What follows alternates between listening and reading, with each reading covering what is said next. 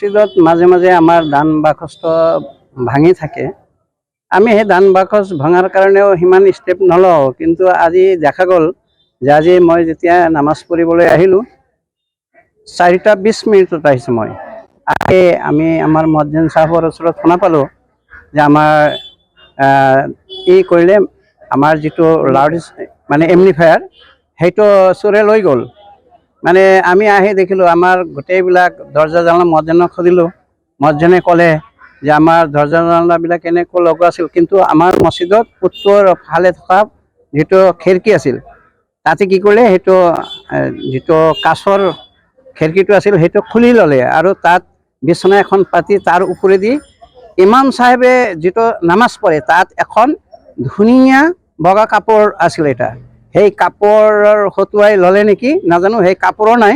কিন্তু আমাৰ ধৰ্মীয় অনুষ্ঠানবিলাকত এতিয়া মাজে মাজে যেনেকুৱা অৱস্থা হৈ আছে, চুৰি ডকাইতি হৈ আছে, আমি বিভাগীয় কৰ্তৃপক্ষক অনুৰোধ জনাওঁ যাতে এইবিলাকক তদন্ত কৰি এইবিলাকক ধৰি শাস্তি দিয়া হয়, আৰু যাতে আমাৰ ধৰ্মীয় অনুষ্ঠানবিলাকত এনেকুৱা চুৰি ডকাইতি নহয় তাৰ কাৰণে আমি বিভাগীয় কৰ্তৃপক্ষলৈ আপোনালোকৰ যোগেদি আমি আহ্বান জনাইছোঁ যাতে আগত দিনত আমি আমাৰ মছজিদত সকলোখিনি বস্তু ৰাখি শান্তিত অলপ ঘৰত থাকিব পাৰোঁ। পূৰ্বেও মাজে মাজে হৈ থাকে, দুমাহ এমাহ পিছত আমাৰ দান বাকচটো ভাঙি থাকে।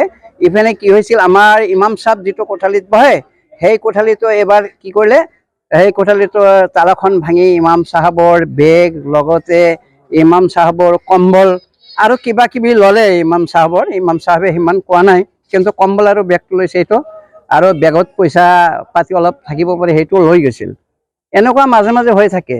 গতিকে যাতে আমাৰ প্ৰশাসনে এইটোৰ সঠিক তদন্ত কৰি শাস্তিমূলক দৃষ্টান্তমূলক শাস্তি দিয়ে, আৰু আমাক যাতে এনেকুৱা হয়ৰাণ পেচাৰণিৰ পৰা আমাক ৰক্ষা কৰে, এইটোৱে আমাৰ আহ্বান থাকিল প্ৰশাসনৰ।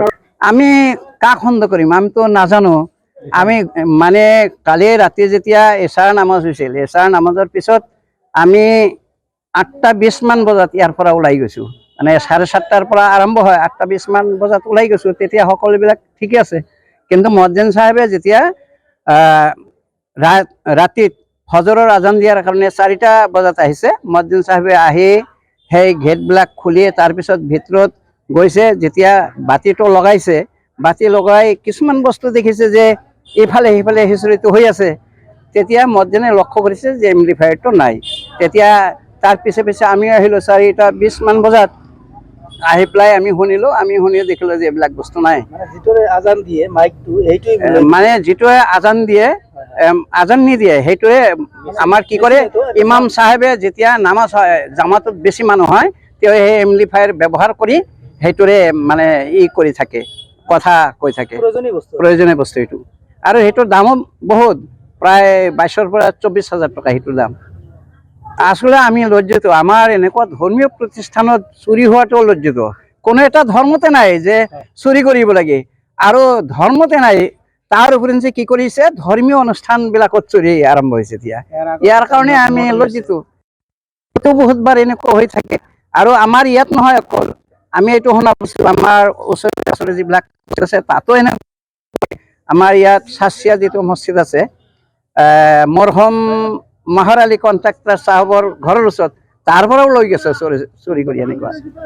গতিকে আমাৰ ইয়াত কিন্তু বজাৰত পোহৰাৰ ব্যৱস্থা আছে, তথাপি এইফালে যদি তেওঁলোকে যায় আনফালেদি এনেকুৱা কাণ্ড হৈ থাকে। গতিকে আমি আপোনালোকৰ জৰিয়তে আকৌ বিভাগীয় কৰ্তৃপক্ষক অনুৰোধ জনাইছোঁ যাতে তেওঁলোকে ইয়াৰ সঠিক তদন্ত কৰে, আৰু যাতে পুনৰাই এনেকুৱা লজ্জিত হ'ব লগা নহয় আমাক, তাৰ কাৰণে এটা ব্যৱস্থা কৰে।